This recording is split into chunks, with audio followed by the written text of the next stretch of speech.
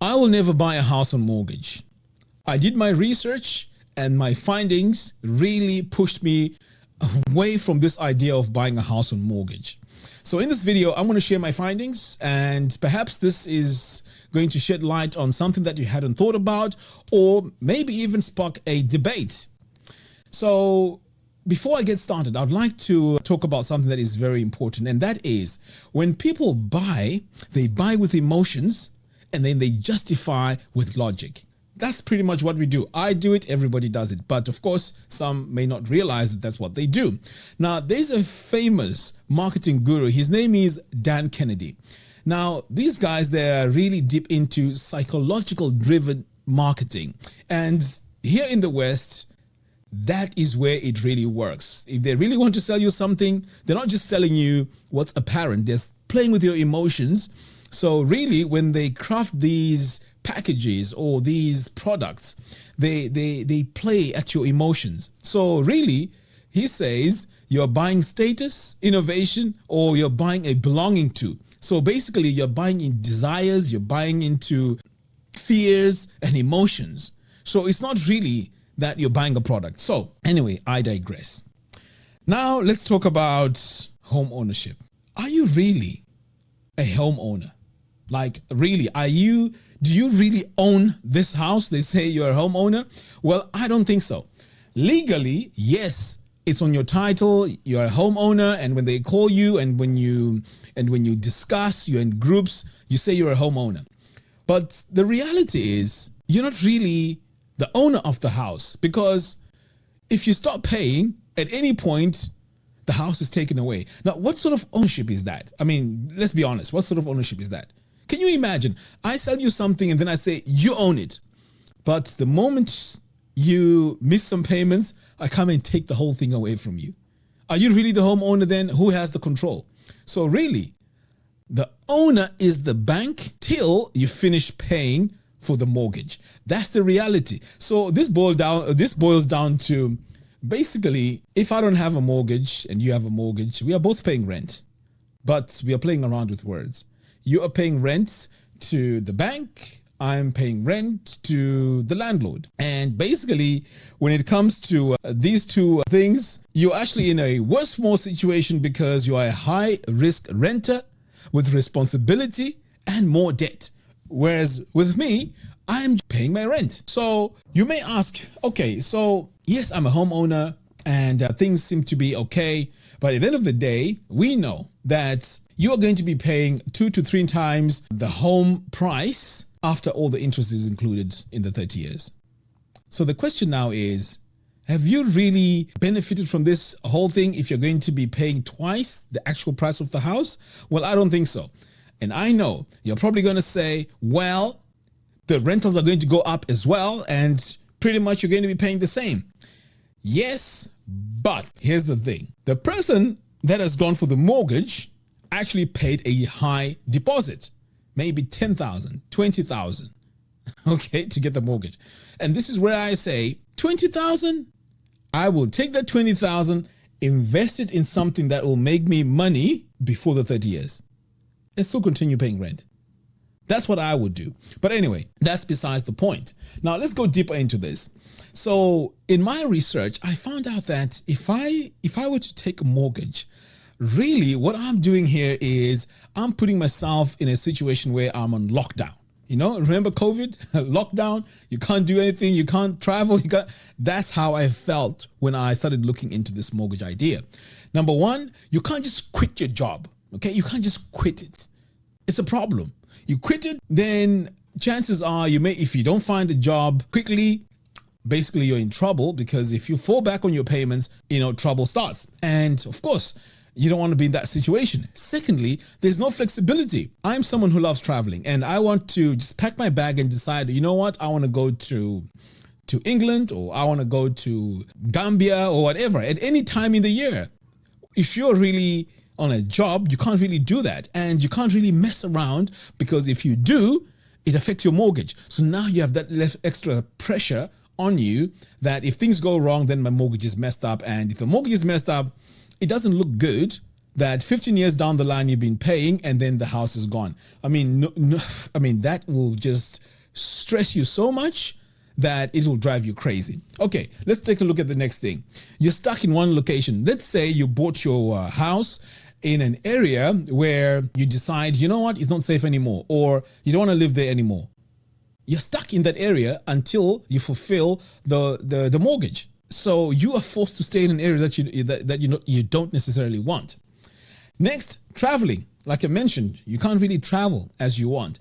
So let's say you decide to set up a business. We all know setting up a business is not easy. It may take 3-4 years for the business to become profitable. Okay, that is why there is a very high failure rate in businesses. 95% of businesses fail in year 5. 95%. I mean, think about it. 95. That's a very high. That's a very high number. So you can't even think of starting a business. You're stuck now with this mortgage and you have to make sure that it's paid for the next 25 to 30 years. Now, when it comes to these mortgages, they are not equal in size. Someone may think they're doing a very good thing where they're buying their house on mortgage in a village which is far away from any amenities. It may seem like a really cool idea that, you're away from pollution, everything is all good. But when it comes to selling that house, you may not sell it easily because people want to live close to train stations, universities, or even a city, or at least stay close to where action is. So you will find that selling a house in that area may be more difficult in 30 years compared to selling a house near the city. Why am I saying this? Well, one of my landlords, there was a place where we rented for about, I think it was 12 years. And this lady, when she tried to sell the house, in fact, I'll tell you the area, Hell's Owen. For those of you who know, okay, that's the area. She tried to sell the house, but after 10 years, 15 years, the house was still at the same price. She thought, well, it's going to appreciate in value. In fact, I will touch on that in a moment. She thought it was going to appreciate in value. Well, it didn't, right? Because the location, the town is so small and it's just full of it's a laid back town. There's no activities happening. There's no trains, there's just one ASDA and pretty much that's it, So people don't really want to live in those areas unless probably you're the elderly and you just want to retire in a nice quiet town, maybe. But that is how the area was. So when she bought this, she thought she was doing a very good thing. And in the end, it didn't really work out. And this house, I think till today, she can't really sell it because no one wants it. So that's the myth that, well, if you buy a house, it's going to appreciate and you can sell it easily and so on. Okay, so let's take a look at wealth building. When I was talking to a few people, they were telling me, well, you know what, getting a mortgage it's wealth building, there's equity and all of that. They started using all these words.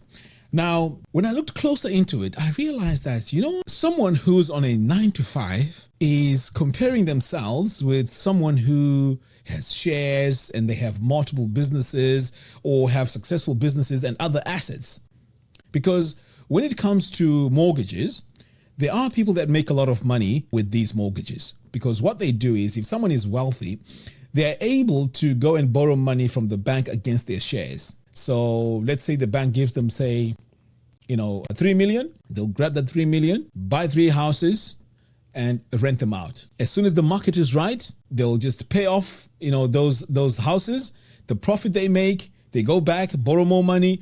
And before you know it, they have 5, 10, 15, 20 houses. Now, these become real estate gurus. These are people that have a lot of money with real estate. So a lot of people take examples of people who earn money and are not on a 9-to-5 and apply that to a 9-to-5 situation. And that doesn't work right. So you'll find that someone who's on a 9-to-5 will start talking about, oh, there's equity and all of that. Well, equity isn't cash. For you to really make money from that mortgage, you have to borrow against it. And now you're going into more debt. So really, is that a smart way of looking at it? Well, I don't think so. So when it comes to investments in mortgages, there's 2 different things. One person here is wealthy because they have assets, they can borrow against their assets, or they have shares in their business and so on. And then we have a 9-to-5 guy who's also speaking like Elon Musk. It doesn't work like that. Elon Musk can go and borrow against his shares, right? And purchase properties, whatever it is. But that's not the same situation as you, because you're on a 9-to-5 and you are borrowing against your time that you are trading at work. So those two things are different. And that is why I refused to buy that idea. So when it comes to wealth, really, it's about financial freedom, okay? Because financial freedom equals fewer liabilities. You cannot have financial freedom if you have a mortgage that's almost half your salary. It doesn't work like that. It's just stress for the next, I don't know how many years. Okay, so it's really not something that I wanted to go for. And that is also one of the reasons why I really stayed away from this idea of financial freedom. Now, there are people who are saying, well, it's good debt. It's good debt. A mortgage is an investment, it's an asset, and it usually appreciates. Well, we cannot really talk about good debt if you are buying or if you're getting a mortgage that you are living in. No, that's not good debt. What good debt is, you're buying you're getting these mortgages, you're renting out, and you're looking at the market to see when is the right time to sell. When there's a financial crash, you look at the market, you see that, oh, people are struggling, blah, blah, blah. You buy. When you see that the prices have shot up, you sell. That is when you can start talking about debt is good. But if you're talking about debt and it's a house that you're living in, no, that's different. Totally different idea. So wealth built on borrowed money is fragile. One job loss or one interest hike and the whole thing collapses. That's not wealth. And that is why, that is one of the reasons why I refused to really go with that idea. So oftentimes, one argument I was getting as well throughout my research and discussing with people, they were saying, well, if you don't get a mortgage, you're paying someone else's mortgage. Well, that's valid. Yes, you're paying someone else's mortgage, but that someone else, who are they? They are probably someone like an Elon Musk, okay, who has multiple houses there, right? Who can sell the house at any given moment, and they have flexibility because they have a couple of these, So we are talking about investors here. I'm probably paying someone's mortgage, and that someone is an investor, right? Because most people now who are going into these mortgages, they're getting these mortgages to live in. And then say at a later stage, oh, you know what? I'm going to sell it after 30 years. I'm going to sell it after 25 years. So that's different. So here, if you are borrowing, okay, you're saying you're paying someone else's mortgage. Okay, that's fine. You're throwing money away on interest, taxes, insurance, repairs, and 30 years of stress. Of course, this one here is up for debate because you could say, you know what? I don't mind the stress. I'm good. So that's fine. But anyway, for me, no, that doesn't work for me. So for people that say, hey, you know what? I can just sell the house. Did you know that there were situations where the market was crashing? In fact, let's take a look at it here. The housing market crashes. 2007 to 2009, the average UK house price dropped by approximately 15%. Now, bear in mind that you bought the house and in 30 years' time, it's going to be double the price. And then the market gets messed up and now the price goes down by 15%. So that thing that you bought at double the price has gone down now by 15%. Can you imagine how crazy that is? Well, that happened between 2007 and 2009. Next, 2010 to 2013, the housing market experienced a period of stagnation, 1 to 2% annually. So basically, things were just static. Nothing was moving. Imagine, you thought your prices were going to go up, but hang on, the market here is in stagnation and you can't control that. So I would rather have control and freedom. Now let's take a look at the next situation. Now this one here is a bit tricky because you can't really do anything about it. This was the pandemic, right? So again, there was a significant slowdown in the housing market. Now let's talk about something that is a bit more recent. 2022 to 2023, rising interest rates and economic uncertainties led to a cooling off housing market. I mean, do you see that? When you have a house that you've bought on mortgage, emotionally you're saying it's going to appreciate in value, or I'm going to sell it at this time. But you don't control the markets, because what happens is the UK, I'm forgetting the organizations, they increase the interest rates and they reduce them. They increase them, they reduce them, because they want people to borrow. And then when the borrowing has reached their peak, they increase the interest rates. Do you see what I mean? So the markets are always fluctuating. There's nothing stagnant there. The markets are fluctuating. And then if you add inflation to that, then now you have a lot of problems. And this is something that I didn't want to go through and experience in my decision to either go and get a mortgage or not. So do properties consistently appreciate in value? I don't think so. I'm sorry, I don't think so.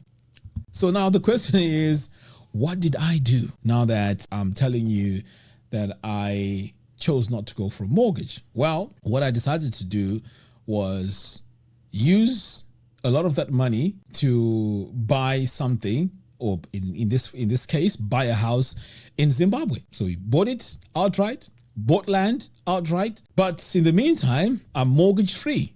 That is why you find that, and I'm happy about the decision, by the way, because I can travel anytime. I can be in England anytime. I'm not bound by, if I start messing around with my traveling, it's going to affect my mortgage. I don't have that stress on my shoulders. So that's what I decided to do.